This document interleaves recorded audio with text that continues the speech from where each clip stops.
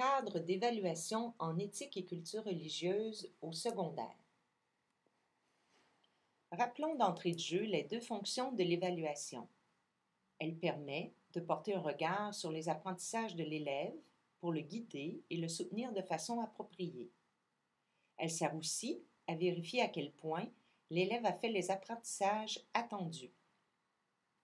Cependant, quelle qu'en soit la fonction, conformément à la politique d'évaluation des apprentissages, l'évaluation devrait porter à la fois sur les connaissances de l'élève et sur la capacité qu'il a de les utiliser efficacement dans des contextes qui font appel à ses compétences. La progression des apprentissages est un document de référence qui est prescrit par le ministère de l'Éducation, du loisir et du sport pour l'évaluation des apprentissages. Rappelons les trois symboles de la légende proposés dans la progression des apprentissages. La flèche signifie que l'élève réalise des apprentissages avec l'intervention de l'enseignante ou de l'enseignant. L'étoile signifie que l'élève maîtrise l'apprentissage à la fin de l'année scolaire. Et enfin, l'espace grisé indique que l'élève réutilise cette connaissance en cours d'année. Voici un exemple tiré de la progression des apprentissages en éthique et culture religieuse au premier cycle du secondaire. Ici, on voit que l'élève devrait faire par lui-même ses apprentissages liés au thème de la liberté à la fin de sa deuxième secondaire.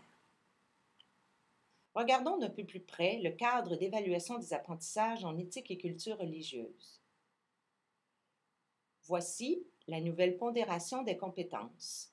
Rappelons-nous que le programme propose le développement de 3 compétences. Réfléchir sur des questions éthiques, manifester une compréhension du phénomène religieux et pratiquer le dialogue. Cette dernière est une compétence charnière. Elle permet aux 2 premières de se développer. Aux fins de l'évaluation, le critère lié à cette compétence est observé avec la première et la deuxième compétence, c'est-à-dire que la compétence en éthique et la compétence au dialogue valent 50% du résultat, tout comme la compétence sur la compréhension du phénomène religieux et la compétence au dialogue.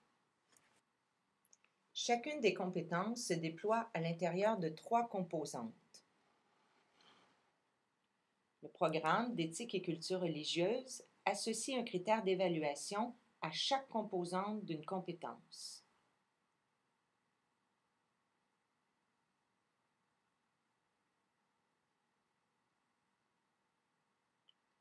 Au regard de la compétence éthique, le nouveau cadre d'évaluation jumelle les critères 1 et 2 pour proposer le critère suivant, traitement éthique d'une situation.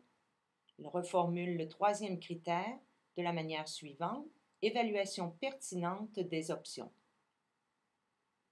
En ce qui a trait à la compétence relative à la culture religieuse, le nouveau cadre d'évaluation propose également 2 critères au lieu de 3, en jumelant les critères 1 et 2 pour donner le critère « traitement adéquat des expressions du religieux ». Quant au 3e critère, il est formulé dorénavant de la façon suivante, prise en compte appropriée de la diversité. Quant à la compétence relative au dialogue, les 3 critères du programme sont jumelés pour ne donner qu'un seul critère, pratique appropriée du dialogue. Le nouveau cadre d'évaluation en éthique et culture religieuse propose donc 5 critères au lieu de 9, comme le fait le programme.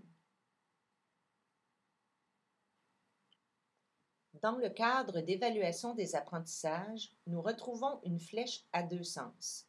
Cette flèche signifie qu'un processus d'aller-retour est nécessaire entre les connaissances précisées dans la progression des apprentissages et les nouveaux critères d'évaluation qui font appel, eux aussi, à des connaissances. L'annexe 1 fournit des points de repère sur les éléments à considérer dans une évaluation. Le processus d'aller-retour s'applique aussi pour la compétence relative à la compréhension du phénomène religieux. Tout comme l'annexe 1, l'annexe 2 relative à la compétence manifester une compréhension du phénomène religieux nous donne des points de repère pour mieux cibler les éléments à considérer dans l'évaluation.